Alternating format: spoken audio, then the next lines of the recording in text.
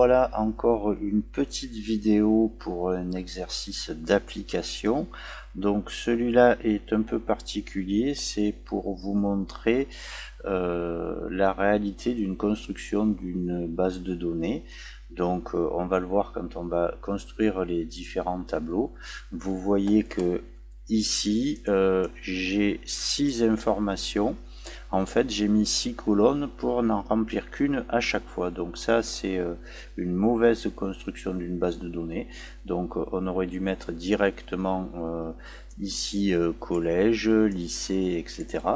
La même chose dans le privé et public, parce que si c'est pas du privé, c'est donc du public. Donc aucun intérêt de dupliquer le nombre de colonnes quand l'information est identique. Donc on va quand même démarrer les tableaux croisés avec ça, et à la fin on corrigera cette base de données histoire de vous montrer que c'est beaucoup plus facile de construire les tableaux avec une base de données qui est un peu plus rigide. Donc la première question, donc le nombre de visites par jour. Donc je fais insertion, tableau croisé, donc je vérifie que tout a bien été sélectionné, parce qu'avec le nombre de cellules vides, on ne sait jamais. Donc le nombre de visites par jour, donc les jours sont là, et c'est du dénombrement. Donc pour faire du dénombrement, je peux réutiliser le champ qui m'a servi. Donc là je vérifie juste, pardon, ça c'est une extraction, c'est la souris qui est un peu trop sensible, donc ça peut vous arriver. Je n'ai qu'à supprimer la feuille qui vient d'apparaître. Donc je vérifie qu'ici il y a bien marqué nombre de dates et pas somme. Voilà, donc le nombre de visites par jour, c'est fini. Donc je renomme, histoire que dans la vidéo vous ayez les résultats et que vous ayez plus de facilité pour les retrouver. Donc ici je reviens sur la feuille 1.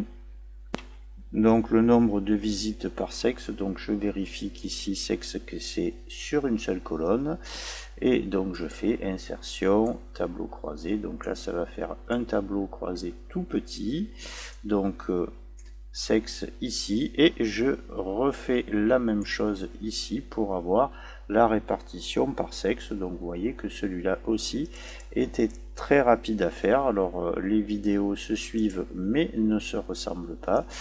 Ça permet de revenir sur certaines petites choses très faciles à faire.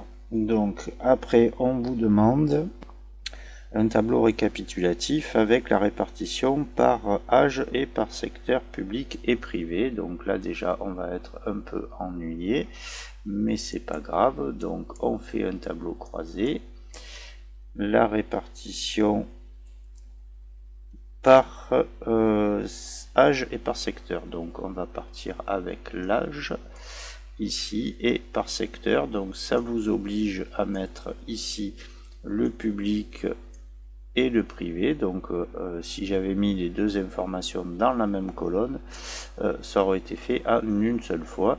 Donc par contre là c'est pareil, vous voyez que là il a désigné nombre de privé, nombre de public, et ici il a rajouté une information. Donc si je veux quelque chose d'un peu plus sympathique, je peux faire ça. Donc tout dépend le type de tableau que vous avez à fournir et le type de statistiques que vous voulez faire. C'est toujours pareil. Donc pensez à ce rajout automatique du champ valeur qui peut vous servir. Donc je reviens sur la feuille avec mon tableau.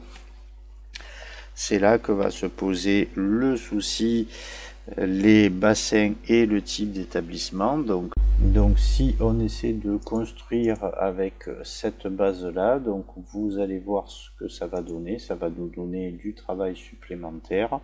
Donc je vais construire le tableau croisé, donc ici à partir du bassin, et on me demande ensuite les types d'établissement. Donc on va prendre ici que les 4 premiers. Donc si vous vous amusez à les mettre ici, vous voyez que j'ai absolument rien qui apparaît si ce n'est du vide.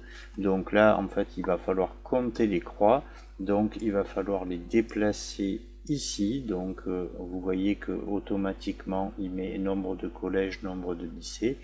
Donc on va travailler qu'avec les 4 qui sont là.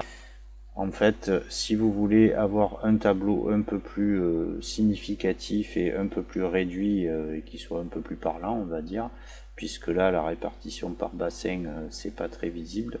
Donc rappelez-vous, toujours pareil, ce petit valeur qui apparaît, je le glisse sous bassin et ça me permet de faire ça. Donc si vous voulez, ici j'ai été obligé de faire 4 fois la manipulation, alors que si dans cette partie là j'avais tout regroupé dans une même colonne, donc pour information, dans les descriptions dessous je mets aussi le fichier corrigé, la base corrigée. Vous pourrez tenter de faire l'exercice, vous allez voir que ça va aller un peu plus vite. Donc ici ces 6 champs sont identiques, sur le principe que je construis des champs pour mettre plus de vide que de choses remplies.